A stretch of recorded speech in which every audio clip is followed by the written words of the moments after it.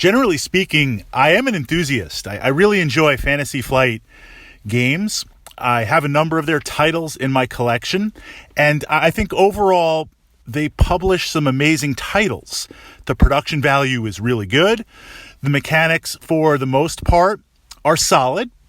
They might get a little bit bloated with the expansions that are out there.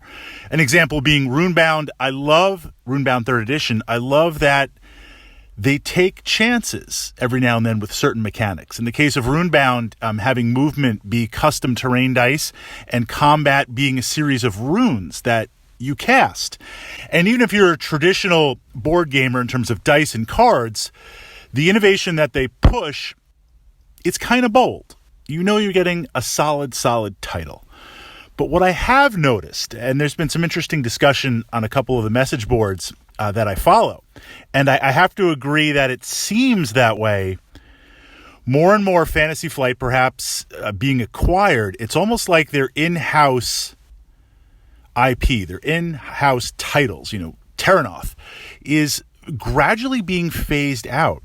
And it's shifting essentially to what's completely popular, Lord of the Rings, but even that, Star Wars, Game of Thrones, looking and evolving into a company that no longer really develops its own titles, but now pushes out on the established name of Fantasy Flight, which in the gaming community everybody knows, pushing out the tried and true Star Wars, various IPs, licensing. I guess licensing is what I'm looking for. And one of the things that was pointed out was this idea that previously they aggressively supported their own titles in that you would get regular expansions. You'd get big box expansions, small box expansions.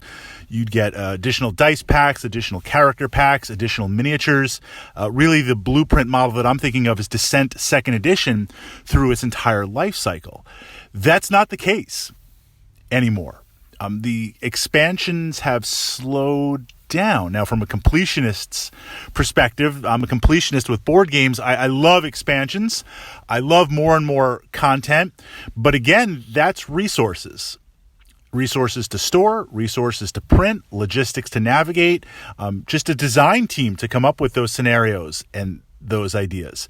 But if we instead support, and I'm a big fan of X-Wing miniatures, can't get enough of that content, but if we just put out X-Wing miniatures, if we just put out Legion, Star Wars Legion, if we just put out, if we just put out the licensed stuff, that's what seems to be the focus these days. And I have to wonder, as I can't even say board gaming go more mainstream these days. I mean, board gaming is 100% mainstream.